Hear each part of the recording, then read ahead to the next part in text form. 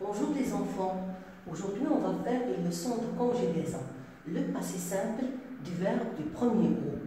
Alors on emploie le passé simple lorsqu'on parle ou on exprime des événements qui se sont déroulés dans le passé.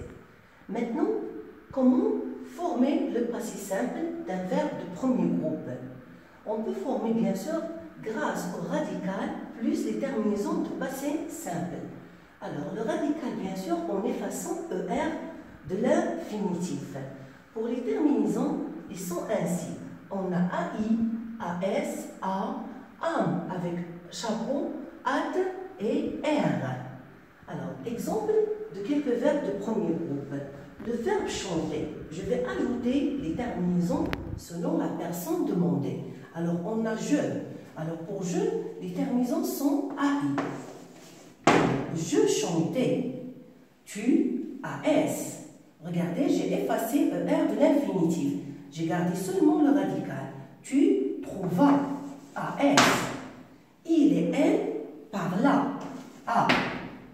Pour nous, on a âme. Toucham, nous, toucham. Il ne faut pas oublier l'accent chapeau. Vous, regarde, date. L'accent toujours, il et elle, trièrent.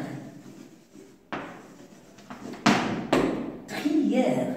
Très bien. Alors, presque tous les verbes de premier groupe se conjuguent ainsi. Mais il y a quelques verbes qui se terminent par CER à l'infinitif. Alors, ils subissent quelques changements ou bien des petits changements. Exemple, le verbe placer. Alors, je dois écrire les terminaisons. Placer. Alors, mais regardez, si je veux lire le verbe, je vais le lire plaquer. Alors, qu'est-ce qui manque? Là, c'est dit ici. La même chose pour rincer.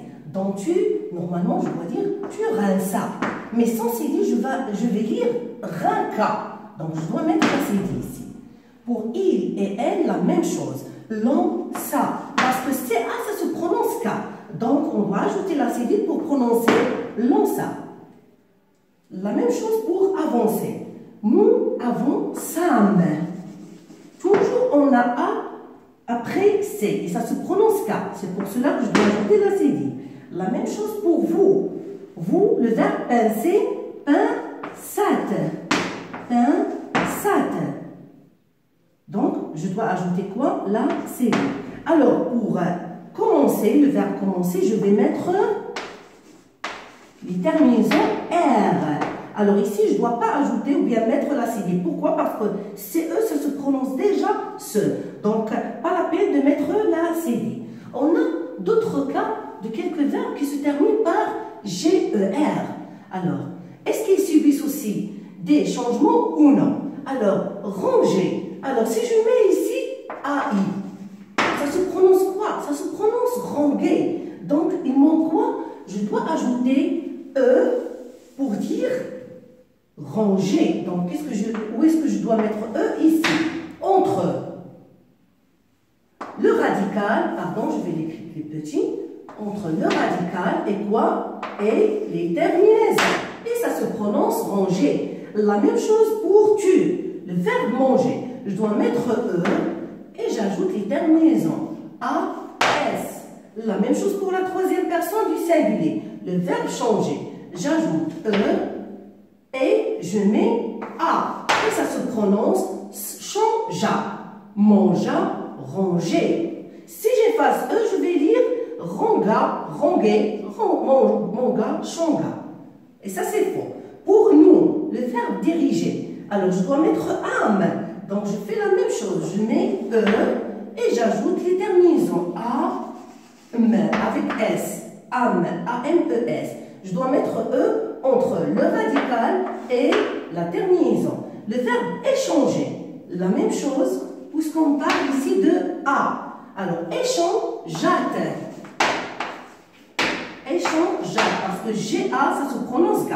Donc, je dois mettre E pour prononcer G. Alors, le verbe nager ici, je dois mettre les terminaisons nagère. Et ça ne nécessite pas d'ajouter E. E, parce qu'on a déjà E, donc je ne dois pas doubler E. Alors, je vais lire tout simplement, il ou bien elle nagèrent.